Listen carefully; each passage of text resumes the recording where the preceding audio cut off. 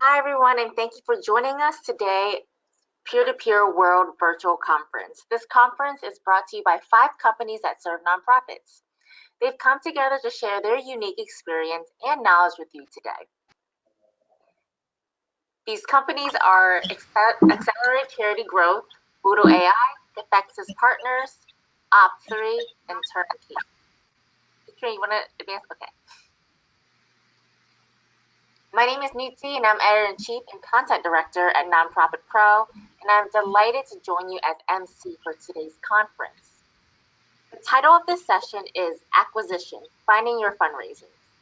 During the session, please feel free to submit any questions you might have through the Questions tab in your GoToWebinar control panel. The speakers will answer questions toward the end of the session. And please note that this session will be recorded and made available after today's conference. So with that, I'm going to turn it over to you, Katrina. All right, welcome everyone. My name is Katrina. I'm the CEO of Turnkey, and today I have with me a panel of folks who will help with what I think is the hardest thing that we do right now, and that is finding new fundraisers, which is ironic since peer-to-peer in and of itself is the primary acquisition device for most organizations. The fact that we are all struggling with acquisition is really meaningful. So I have with me, I'm going to introduce each person as we come on, but Dawn, wave hi. Dawn is with Ideal Weavers. Megan Rouse is a turnkey consultant. She's going to be the voice of the nonprofit on this call. Jeremy, you are GoodUnited. There you go. Eric with Boodle, and Amin Tehrani with Revunami. It's kind of alliterative right there. Amin Tehrani with Revunami. I like it. So we're going to jump in. First, oh, there we are. We'll send the deck. Lovely pictures. So first, we're going to start with Dawn. Some people think, you know, when you hear what Dawn does before you hear what he says, you'll wonder why is this included in acquisition? And here's the reason. Nonprofits have gone down the road of trying to market our way into acquisition. We're going to just pound them with emails until they register. We're going to use direct mail. We're not going to use humans. And at the end of the day, humans are one of the most effective tools that we have. What Dawn brings to the table, and we went seeking someone like Dawn in the service that he provides. We went seeking him because what we understand is that the event field staff person, the person in direct contact with the community, is often the most underserved person in the organization. If we can make them better, then we can approach acquisition in a more healthy way. Megan, any comments on that? Yeah, so we worked with a client who started we actually started 3 new walk events for them. And so I was the interim staff that kind of pushed these events through. Our goal was $90,000. I'm happy to report we raised over $145,000. But I lived in spreadsheet chaos. So I got a list of a couple of people to maybe cold call and say, hey, do you need to be part of this committee? I'm going to be out of state and virtual and helping you put this walk on in your community. And so with that, I had their phone number and their email address, and that was kind of it. So there was no big overview of what that person had done for the organization before, other than some notes in an email and then the spreadsheets that I kept up during the events. So while we created this wonderful, here is your blueprint of how to create volunteer-led events moving forward for your organization, it all lived in spreadsheets. So when I turned those 3 over to the staff, who knows what happens to those spreadsheets or what iteration they are in now. And so I don't want to steal Don's thunder, but he really has something that helps keep all of those things together. So you can see Megan Rouse is a high-level volunteer, Katrina is a big donor, and Eric is a board member or whatever it is. And so you're seeing it all in one place, not just looking at revenue and registration, but being able to see the aspects of how they're integrated into your organization, I think is huge. And I'm thinking I speak for a lot of our clients and a lot of you probably on the phone that lives in multiple places in your organization right now. All right, so with that, I will introduce Dawn Moro. And Dawn was prepared for this conversation and others by actually giving Dawn a playbook. You know, one of the organizational playbooks. You got the playbook, you got a lot of the metrics that we track, and then you got our organizational structure inside an event. And with that, he put together something very interesting. So, Dawn? Thank you. Thank you, Katrina, and thank you, Megan, and thank you, everyone who's joining. As I said, I'm Don Moro with Idea Weavers, and what we offer is a database system, a cloud-based database system that was designed to help you organize all the different aspects of the fundraising process. And as you can see on this slide, we're looking at a holistic view. We're starting out with the top level of the organization, the leaders of the organization itself, and working our way all the way down to the volunteers, the boots on the ground, who are actually doing the fundraising, who are doing the walks, and giving you visibility into all different levels. So the reason why it's organized like this is that these different levels need to see different things. So through security and configuration of the system, we can limit and or expand what different groups of people can see so that they're not overwhelmed with information, not inundated with too much information, but yet they're effective. Next slide, please.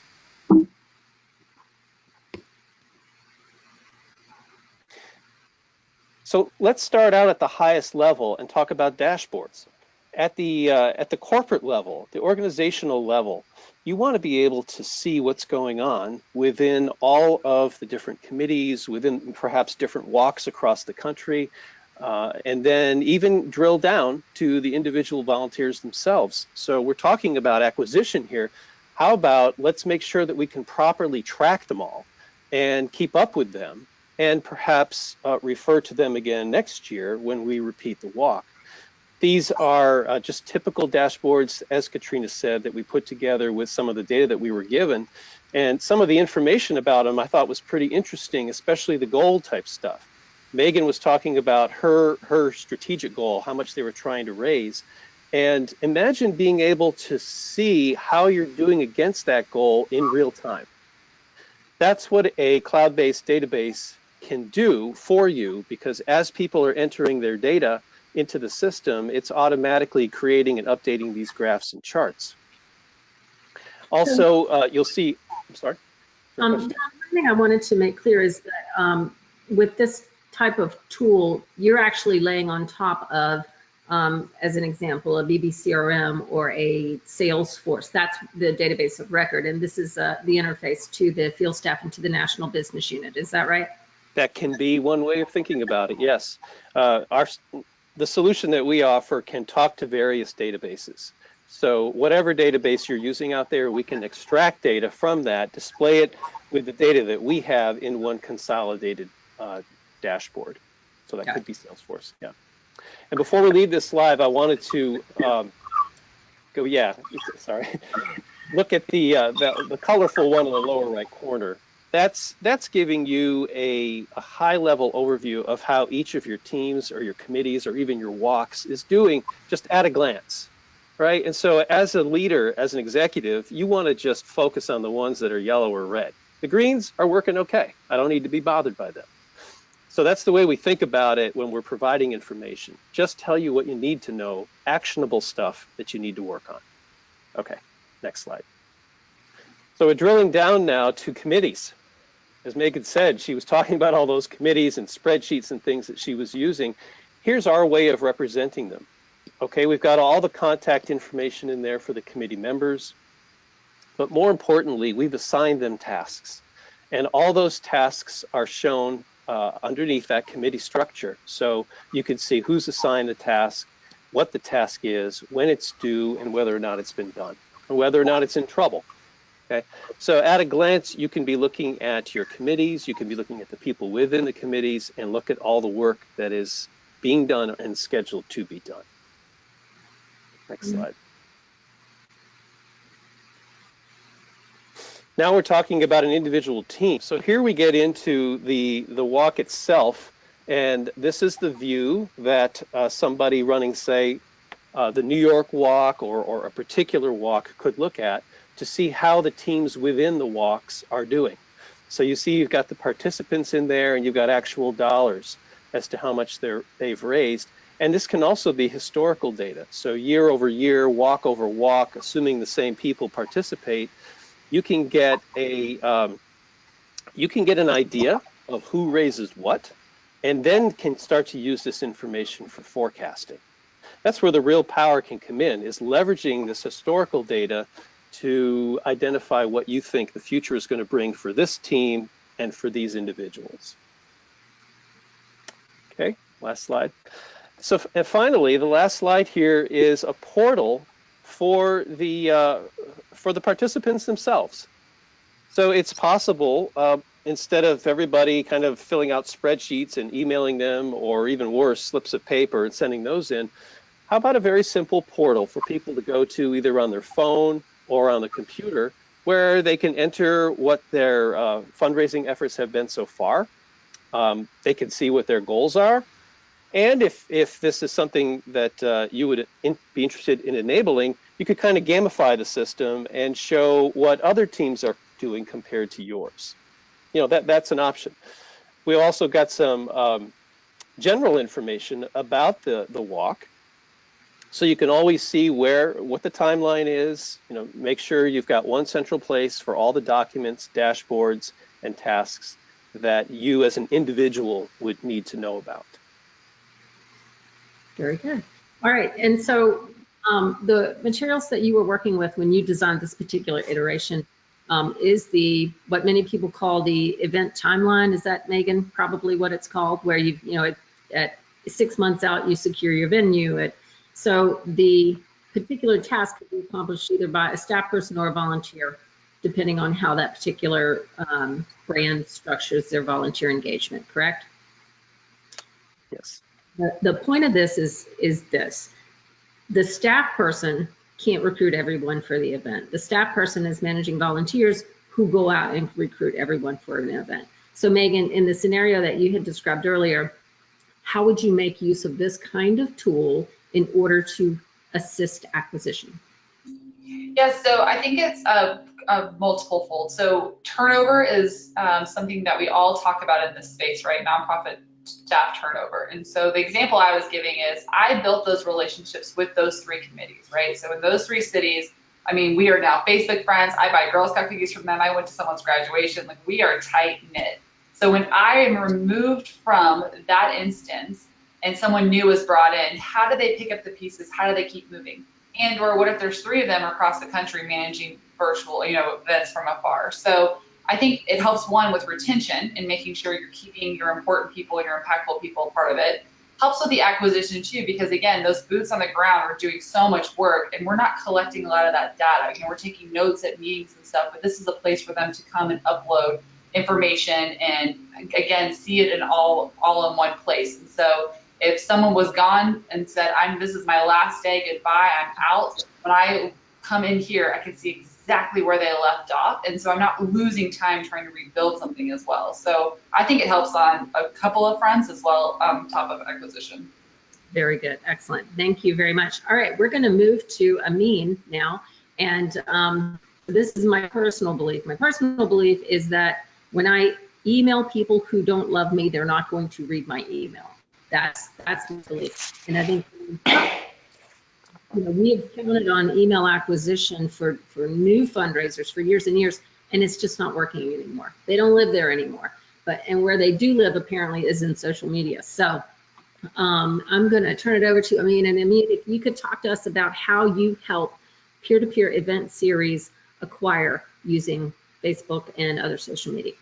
Go. Sure. So I'll just do an obligatory introduction of myself too. So for the last 11 years, we've been focused on developing engaged communities for our clients that result in increased revenue. And one of the ways we do that is by developing and launching and optimizing market-specific paid campaigns across different social media platforms. A lot of that work is focused on Facebook and Instagram because that's where the people are. Now, the goals we have for these campaigns is to drive new registrations in national event series and local peer-to-peer events, improve the retention of past participants, use your existing registered walkers to recruit new people, and then secondarily, we want to drive revenue growth by using social media as an opportunity to get the people who are registered fundraising, and then hopefully, if everything goes smoothly, in a creepy yet non-creepy way, close those to people who were asked to donate but never did donate, right? Now, how do we do that? Katrina, if you wouldn't mind jumping to the next slide. Cool. So we believe every organization is different, and every disease and cause is different. So what we did here is we just kind of tried to cherry pick one example that probably applies to a lot of disease-related organizations, and this is from our work with Komen, and that horrible disease and what happens and how people engage with it, right? So one of the things that I've always found striking is that no one has a relationship with a disease-related organization until someone they know has been diagnosed with it, right? And they hear those horrible words that you have cancer. With all the work we've done over the years and sitting in focus groups behind those glass rooms, we've noticed there's a few different groups here. There's a group that's immediately around the patient and the caregivers, and they're dealing with this devastating diagnosis, figuring out how they're going to deal with the logistics of getting to and from treatment, potentially looking for any improvement in their day-to-day lives. One step removed from them is a co-survivor that we call Zoe. Zoe is your ride or die friend. She's the person who's always been there for you. She's your maid of honor. She might have been the backup maid of honor when maid of honor needed to be maid of honor, but maybe she wasn't responsible enough. She wishes she could take on this disease for you and feels a little bit helpless. She's looking for something to do. They're the ones who are looking for support groups, hope, anything that can help change the situation from heading over to chemotherapy to celebrating the person they love and doing something to help them. Then there's everyone else who we call Skylar, and Zoe's the one who gets Skylar motivated and coming along. Now, the interesting thing about Zoe is that she's not easy to find, right? The key characteristics are that she's a leader and she has a close connection to someone with breast cancer. And we've learned over the years that there's slightly different messaging that appeals to them that's a little counterintuitive. So rather than pushing registration for an event, we want them to join the community, right? We want this to be a community of people. And we believe peer-to-peer events are really the sole opportunity for the organization to put a face to the cause and bring everyone in the community together and have them share stories and see there's other people like them. Once Zoe gets involved, everyone else kind of follows suits and starts to follow over. The images and messages that work best for Zoe's are things that are celebratory, not serious. They're more interested in showing they love someone and want to do something that shows that. And we go after them in a plethora of different ways, some of which, again, are counterintuitive, but they're fun for us. Katrina, if you wouldn't mind. So I know we're talking about acquisition here, but we kind of view the peer-to-peer process as an opportunity to acquire people in both of the funnels, right? We call it double the funnel, double the fun, because we have to keep this stuff interesting. So first, we want to get people down to registration and get them registered in the event. Now, we do that by combining data from Facebook and Instagram, which pretty much knows everything about you at this point, along with pixel-based data that tells us what pages on the site they've visited on your site, as well as custom data that we can take your past participants, your current participants, your newsletter subscribers, different groups who we think will convert for the walk and factor them into the campaign as well. Now, what we like to do, depending on the event, so for example, a one-day event, we would have a shorter time frame, but starting about 10 weeks out, we might do some prospecting campaigns to have those Zoes kind of self-identify and raise their hand. And then about 8 weeks out, we'll start to run registration ads to folks. And we're not trying to find the people who are going to register the fastest, which is what a lot of some of the algorithm-based campaigns will do for you. We're trying to get the person who's going to register, bring the most people, and raise the most money, which sounds great, but is very hard to find. What we're hoping to do is foster communications there, and sometimes we'll mix up things like past participants with prospects in the same audience and ask the target the ads so it's asking you to share photos from the event so they can kind of get that third-party validation that this is something they want to be a part of. And as it gets closer to registration, we'll just continue to serve up more and more different ads, trying to hit that right button to get them to go ahead and register. And then once they've registered, Katrina, if you don't mind, jump in one slide ahead. All we've done is really just won the opportunity to try and convert them into fundraisers. But as we go through this process, there's other opportunities to get them to be acquisition tools for you as well, right? So one of the things we like to do is you're going to be emailing them, asking them to fundraise, but we'd like to use social as an opportunity to lean in to tagging and other things and simply run ads asking them to recruit people to help build their teams, right? Then about 4 weeks out, we'll start to shift to a fundraising campaign. But one of the things we like to do here is start to mix in people who've engaged with the content or visited the site or are past registrants and share some of that fundraising messaging with them, almost in a way to make them feel like, oh, I already registered, but I just forgot to do it kind of thing.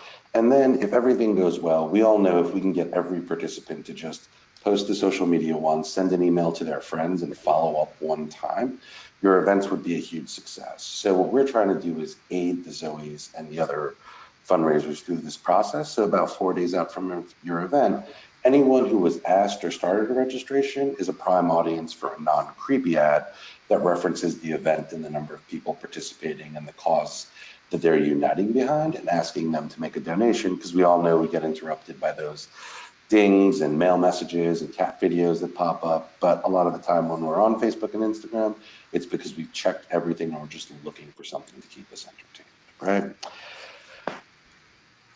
So Katrina, if you don't mind jumping one more slide ahead. This is just like a very core focus of what we do, right? But if you're a mature organization and able to start to think about this more as a community event, what you're looking at here is a diagram from JDRF from 19 years ago, identifying the different points where we might be able to engage people, and the programs we created, which are still in place today. One of the things as you go further beyond peer-to-peer is if you know people are reaching out as newly diagnosed folks of children, maybe 3 to 6 months later, you can position your peer-to-peer program as an opportunity to meet other parents rather than a pure fundraising program, right? It kind of changes the dynamic of just asking them for something and giving them something at a critical juncture, which we found leads to lifelong donors, lifelong participants, and people who will be primed to moving to other programs. All right. Let me ask you, Amin, in terms of so I own the peer-to-peer series, and there's a social media department. There's a digital lead who owns that. What is the best way for these two teams to collaborate to assist acquisition specifically? It's usually just to lock each other in a room, duke it out, and see who comes out on top is what I've found. But it's really just breaking through that initial barrier of this is my silo, this is your silo. Really what winds up happening is people are going to flow in and out. And there's a lot less overlap in direct donors or revenue sources that are hitting like the marketing, Marcom divisions lines versus the peer-to-peer programs lines. And once you can identify that you're not necessarily going after the same people, you're not cannibalizing your efforts, and come up with a strategy that focuses, okay, we're going to go after these folks who you're not talking to or prioritizing, or vice versa, or you're starting to track not success just for your peer-to-peer program or them for their initiative, but how each effort is complementing one another, seems to work really well. And if you can get there by buying drinks, I usually find that helps as well. I like it. So when there is an event Facebook page and a national Facebook page, what is your recommendation in terms of how much influence the national folks have on the event page, and where would you put any paid advertising dollars given your druthers? That's a good question. I mean, if I could, every organization is different with affiliated, federated organizations versus non-federated. Some have event-specific pages, some have RSVP pages, some have chapter pages. My personal philosophy is it's always great to build one organizational social media presence because it reduces the amount of work involved and amplifies everyone's efforts. But depending on the organization, there's a great opportunity to layer people in. Because one thing you have to realize is if each chapter has 5,000 fans and there's 20 chapters and the organization has 100,000, there might only be 30% overlap between those two audiences, right? And that's one of the things, like, as you kind of build out a campaign, you can target both and see if the reach is increasing or decreasing and adjust your strategy as needed. Okay. Megan, when you're the event staff person, okay, you're the voice of that person, and Amin is pumping out social media, paid advertising for your event. What do you do? How do you make use of it? Does it help you? What are you thinking? Or would you rather make your own darn post? No. As Amin said, a lot of times, that the event staff is somewhat siloed depending on the size of the organization from the social media. So I think there's two avenues here that I personally worked with Amin with our clients with, is a physical event and then also a virtual or a DIY event. And so he can tell you, one of my favorite things about working with Amin and Revunami is they can look at their efforts and see what's working and what isn't working and change it like that. So whether that's changing an ad, changing the photo, changing the verbiage, or hey, we pushed it out to this group instead and all of a sudden we saw this uptick and this one's not seeing anything. So they're a really good steward of not only the spend you're doing, but they want you to be successful. So getting new people for events is huge. It's better, in my opinion, than we just talked to a client off of spinning the radio ads and the bus things and whatever. We're like, this is what you're going to spend, and we can show you exactly what came from that. So I think that's huge. The other part is the DIY, that virtual thing, which I think is probably a little bit tougher. I mean, I don't want to speak for you, but it's harder to sell someone on this. Hey, it's going to be fun, and you got to do it on your own. You don't get anything from us, really. So one thing that's interesting when we work with clients, and again, I don't want to make a broad statement, but it is my belief that when you're starting a new DIY or a virtual event, a lot of the rest of the organization holds their list very near and dear and tight to them, right? You can't use this one. Don't look over here. These are my people. So we have come to Amin and Revunami several times and said, okay, we've got this great campaign. We've got this teeny tiny little bucket. That's not going to help us hit our goal. We got to bring in more people. And so he's able to do both event, or they're able to do both event and virtual, which I think is huge. And again, it's acquisition for the entire organization, so then those people can be funneled into whatever other channels. So excellent. Hey, Amin, would you define and then explain how you use lookalike audiences? Sure. So one of the things, going back to that Zoe model, it's tough to find that person who has a connection, but with the prevalence of all the different diseases that are out there, so even a disease with 1 in 20 chance, you should be able to find people with a connection to that cause. So what we like to do is build lookalike audiences and test that. And what that is we can identify a group of folks, whether that's based on your data or based on traffic to your website, build a lookalike audience of people with similar demographic factors, and then start to whittle that down based on interest as well to try and find the people who are right. So going back to Megan's example on the peer-to-peer side, with a real-world event, it's a little easier because we can look at your top fundraisers, your past participants, people who visited specific pages, and get them to a place. With DIY programs where it's brand new, what we wind up doing initially is trying to get people to the site. And once we have the right people there, then we can build a lookalike of people who we can get to the top of the funnel. Once we get a big enough pool who click start registration, we can build a new lookalike of people who are likely to start registration. And we keep doing that until we get enough folks at the bottom that we can go after people most likely to register. And that's all being cross-referenced with other data and where they are in the system. So I hope that wasn't overly verbose.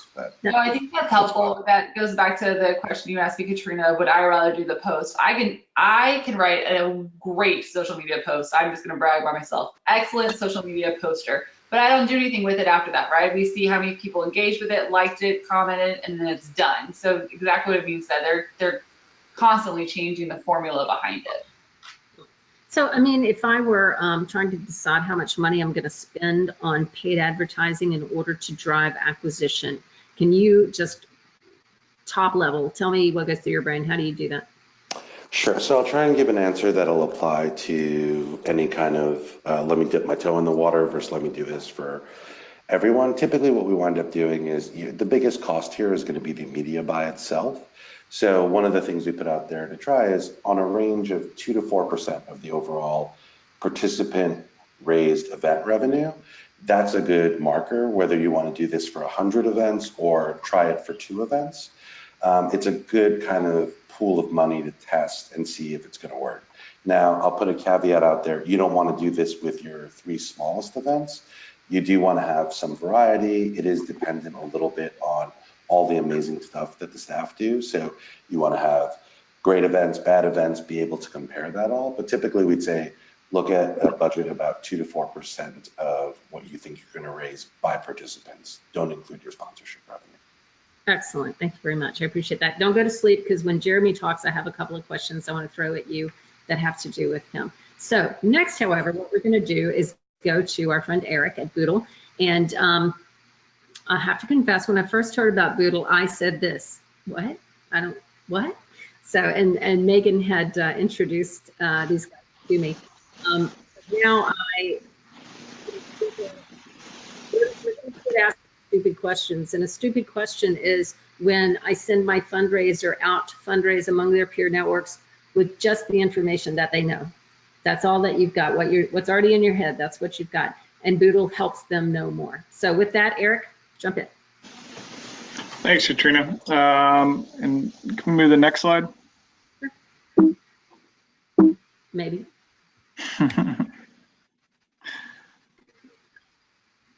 So a little bit about me and boodle.ai. My name is Eric Okimoto. I'm the CEO of boodle.ai. We are a peer-to-peer fundraising tool that specializes in helping your higher-end peer-to-peer fundraisers navigate their networks better to make very targeted, personalized asks that yield higher results and lead to a higher donor acquisition percentage. So the fundamental question that we were asked today is, how can AI help acquire new donors via peer-to-peer fundraising? Next slide. So we very much believe that personalized peer-to-peer engagements matter. This is core to our philosophy as a company. We see a world, a digitally enabled, automated world where communications are increasingly impersonal, and it's often, people often don't know if they're talking to a person or a bot. And they don't know, they're getting blasted on social, they're getting blasted via email from organizations, from people. It's an increasingly noisy digital world. But it has been proven that personalized peer-to-peer engagements, whether through the phone, whether through email, whether through text, when it is personal, it has a much higher yield and yields much better results. Next slide. So one question or one hypothesis we pondered was, what if personalized peer-to-peer engagements could bring together people who want to meet your cause or who share an affinity for your cause using lookalike modeling, as Amin mentioned, rather than just people who are donating out of a relationship or a sense of loyalty to the fundraiser. And we believe that is very possible. Not only are we believe it's possible, we're proving it out. We're showing that peer-to-peer fundraisers, given the right tools, and by tools, I'm referring to a lot of the same data that's in the hands of development directors. But that data, when built into a process in a Netflix-style recommendation engine, can bring to your organization new donors in a way that direct mail does, but this is via a warm handoff. Someone that the new donor knows is introducing them to your organization. What that does is it brings to bear a principle called social proofing. Someone they know is vouching for you as an organization and saying, I believe in this organization, and I believe you should not only support it, but you should donate your money to this organization.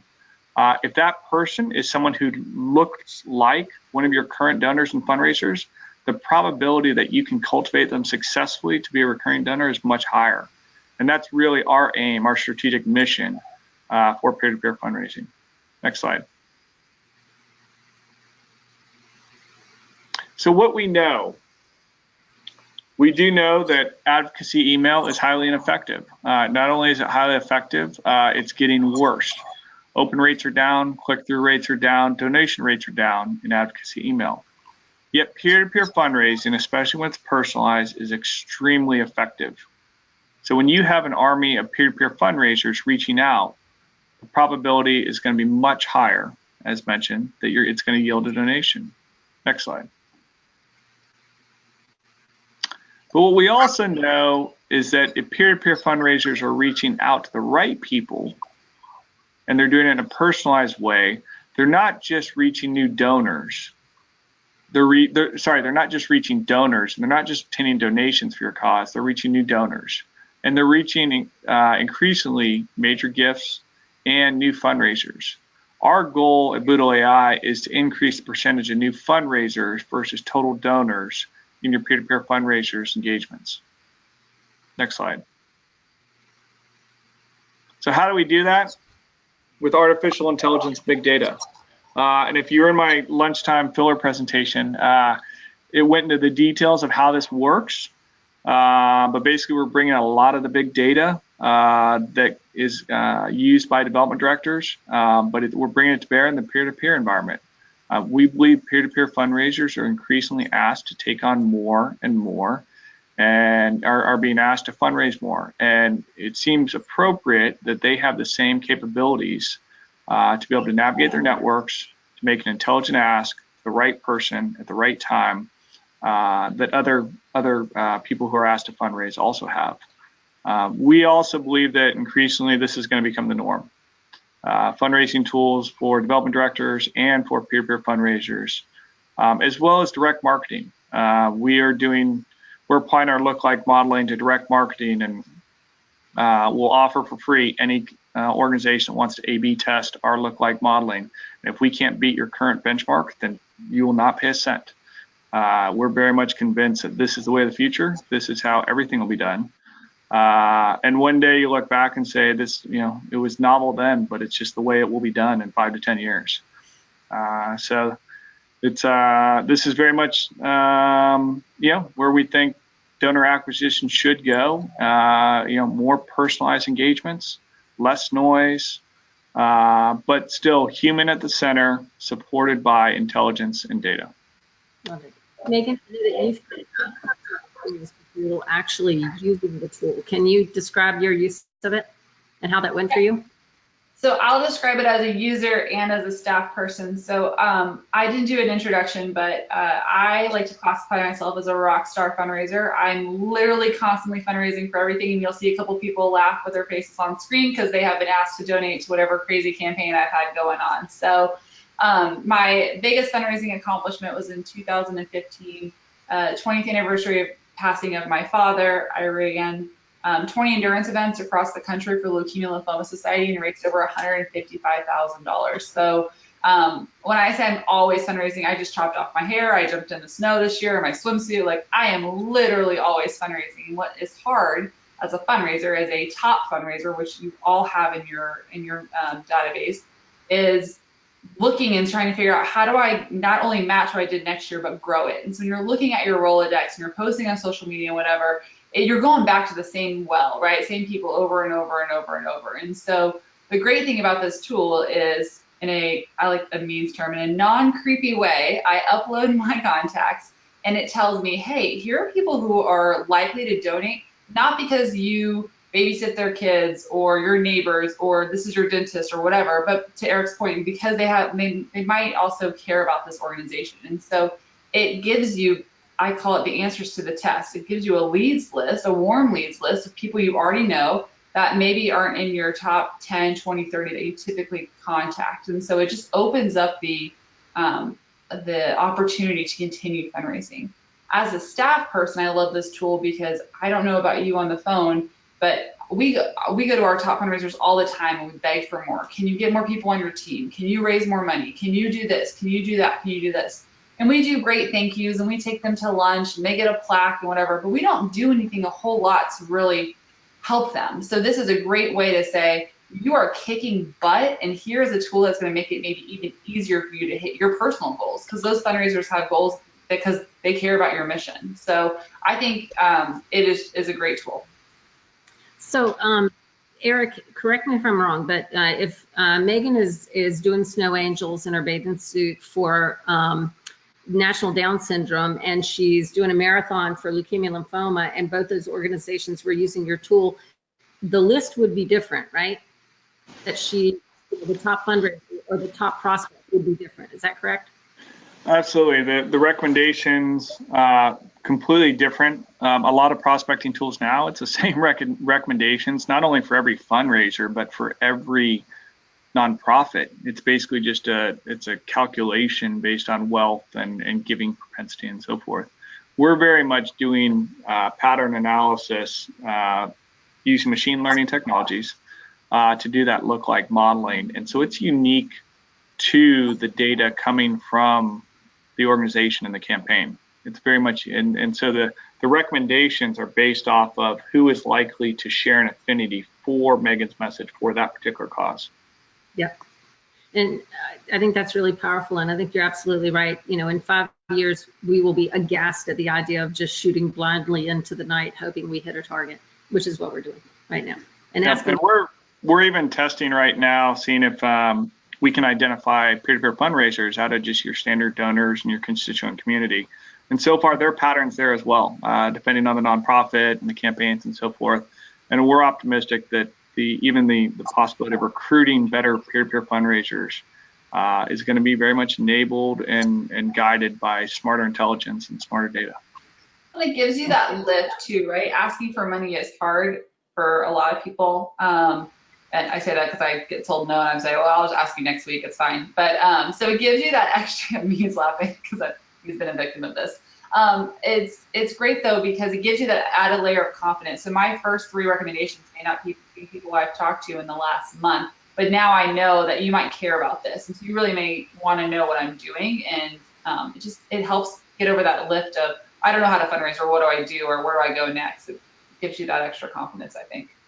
I love it. Excellent. Thank you for this. So Jeremy, you are up next, and I'm going to start with my story about Facebook fundraising. So I'm laying on the couch. It's nighttime. I've got a glass of wine. I'm going through my phone. There are 2 people who are asking for money.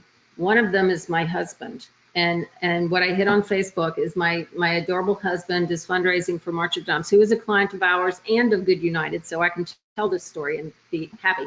But the particular thing I hit is simply he posted from the March of Dimes link. He just plugged it into his Facebook page and he asked for donations.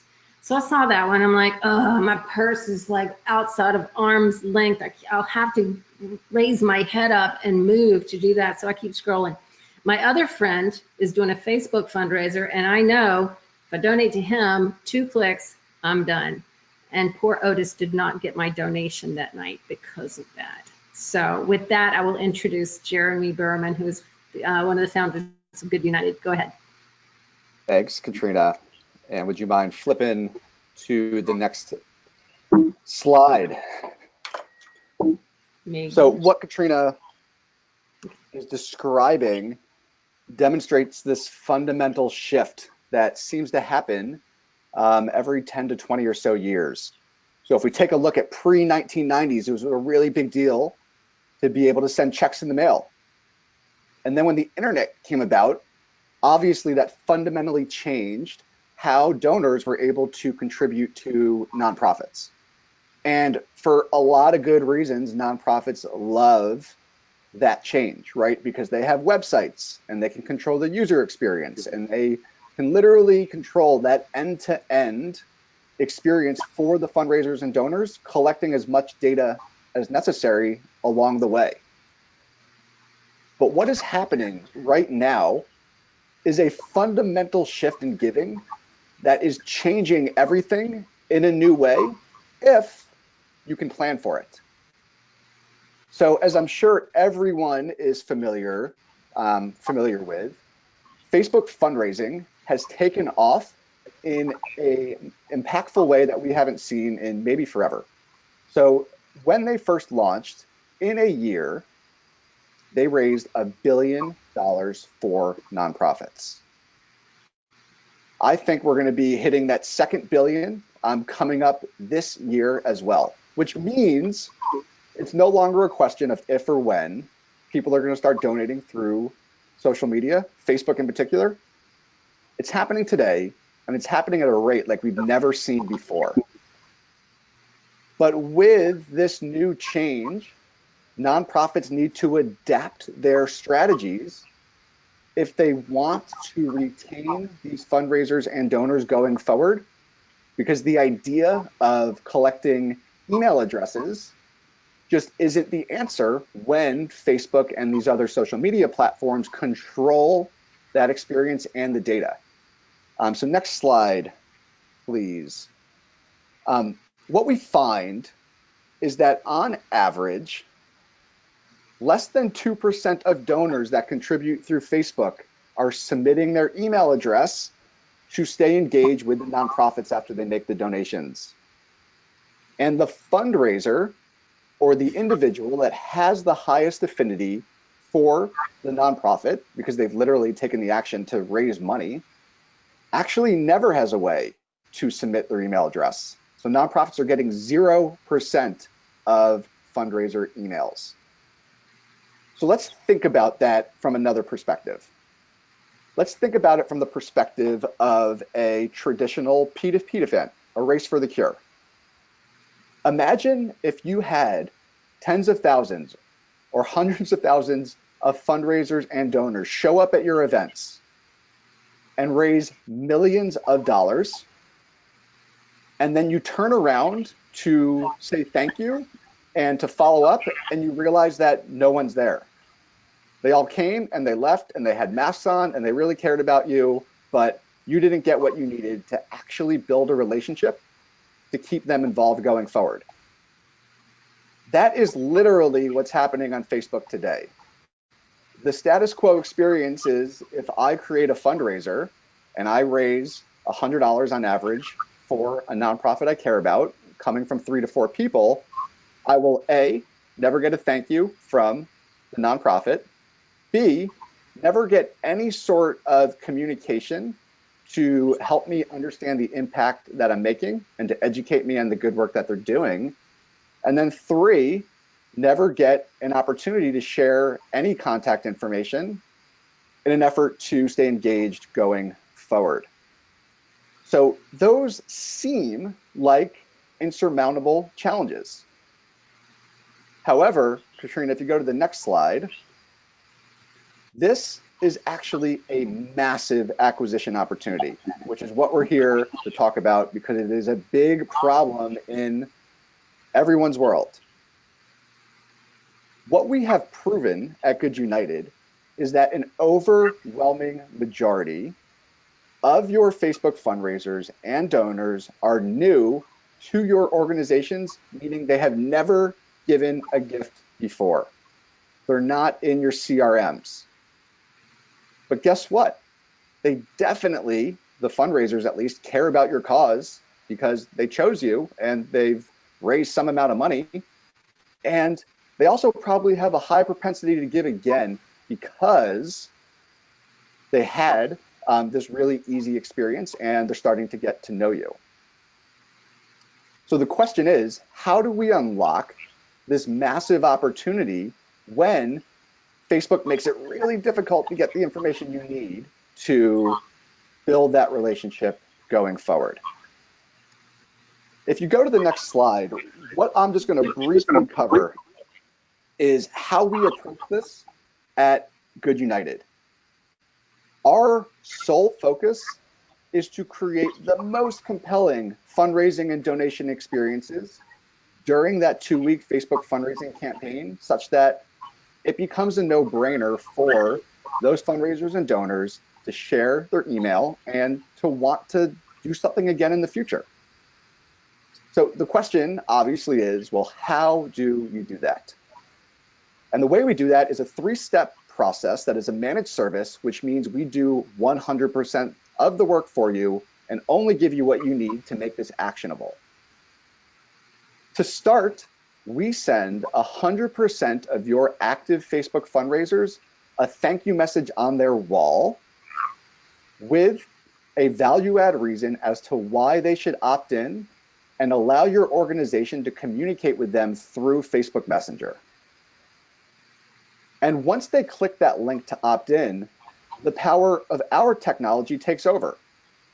And just like AI has been a big topic of today, we have similar capabilities where we can treat each one of these fundraisers uniquely based on what we learn and know about them to help them hit their fundraising goals and to give them that really compelling fundraising experience. And what we've proven is that any fundraiser that opts into Messenger is going to raise at least $50 more than those who do not. But really, what the big opportunity and the big win is to get that fundraiser emotionally connected to your cause. Because as I said earlier, we know they're new. This is literally the first meeting of this individual. And if you use Messenger and you use our technology in a way where you can create these personal and meaningful relationships at scale, then you have the beginning of a relationship, right? You have their attention, you help them hit their goal that they publicly set out to do, and you've essentially earned the right to follow up in the future. And that's the other thing that is so powerful with our technology that leverages Facebook Messenger, is that Facebook Messenger, unlike email, is a two-way conversation. You're able to ask questions, you're able to get responses, and most importantly, you're able to collect data that is meaningful for you as an organization to advance that conversation inside or outside of Facebook. So if I had a great experience as a fundraiser and the nonprofit asks if I want to stay involved going forward, it's a no-brainer that I will respond when they ask me for my email address. And what we can do is take that email address, programmatically send it to a database where we then give the nonprofits access through a web app to get all of the new data that they need to keep these people engaged and to get them to give again. And what blows my mind is that part of the conversation that we have on Messenger is asking these individuals why they created the fundraiser in the first place. And I can't tell you the impactful stories that people are sharing.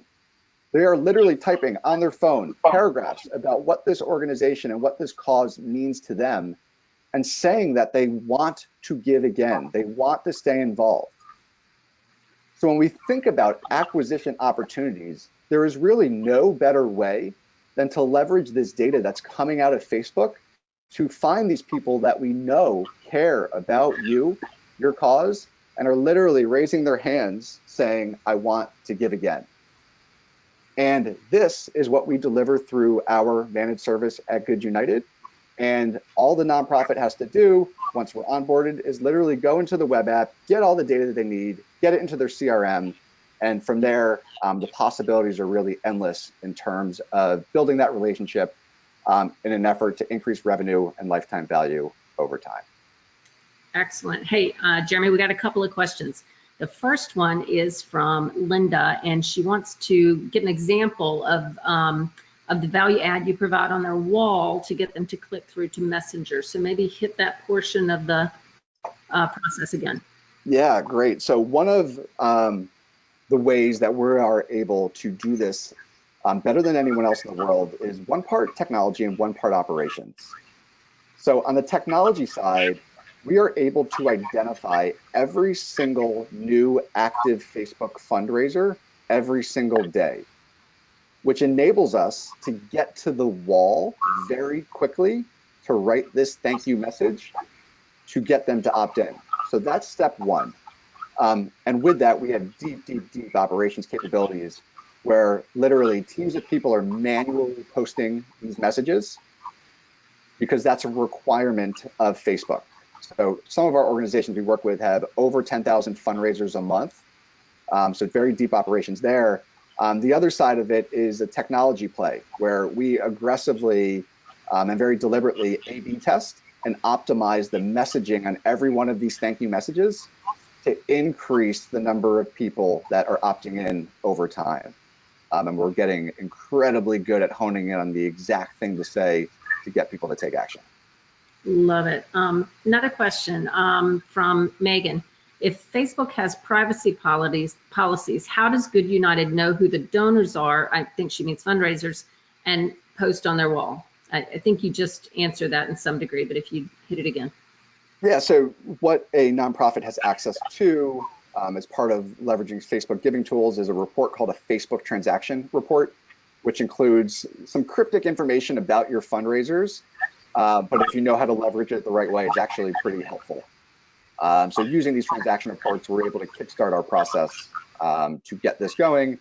And part of the working relationship with the nonprofits is to give us access to their Facebook account, similar to if we were a marketing agency, in order to get the data we need to do that.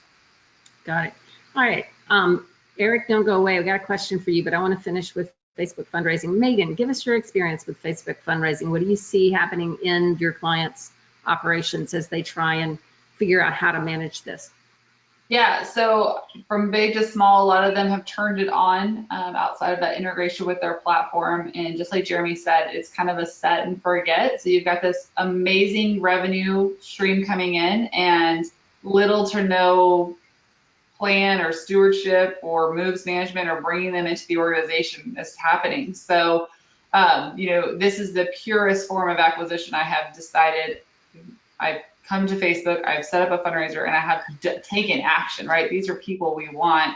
And I would say the majority of my clients are just checking that bucket. Yes, Facebook fundraising is turned on, and there's not really a whole lot of planning or expertise. So I would say that it's a very organic, left alone bucket at the moment for most of my clients.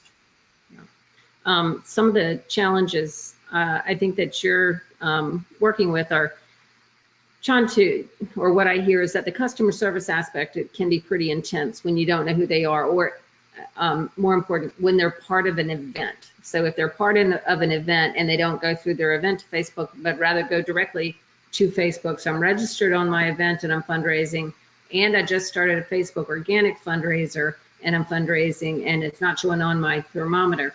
Jeremy, I know that you've talked to clients with those issues. What is your best counsel at the moment on that front? Yeah, so there are a few different ways to approach this. If you're a Blackbaud TeamRaiser customer, which is the most popular choice, they leverage the Facebook fundraising integration, which allows you to seamlessly deploy your TeamRaiser campaign to Facebook. And then if you receive a donation on the webpage or on Facebook, it all counts towards the same goal or thermometer. There are now other companies that are starting to adopt that as well as Facebook opens up that API integration. But if you're not leveraging that type of integration, that is certainly the best way to get ahead of that issue. Excellent, very good. Eric, Wendy Wong wants to know when you will have Canadian data sets. Sorry, I'm giggling because it's the second time I've been asked this today. And we are, it's on our roadmap. We know where the data would come from. We just, I probably need to accelerate that and accept that this is validation that there's interest in Canada in our product. I don't have a hard answer, but we're aiming in the next 6 months. Very good. All right, Yep. I want to say thank you and well done. Amin, one day I'll get you and Jeremy in a small room. I have many questions about Facebook that I want to chat with you two together about, but we've run out of time today. So again, many thanks. You can see, or you did see the schedule on screen. I think you have a 15-minute bio break, and then you guys are back on with corporate partnerships for your peer-to-peer program. So I think we are done. Thank you all. Have a great evening. Bye-bye.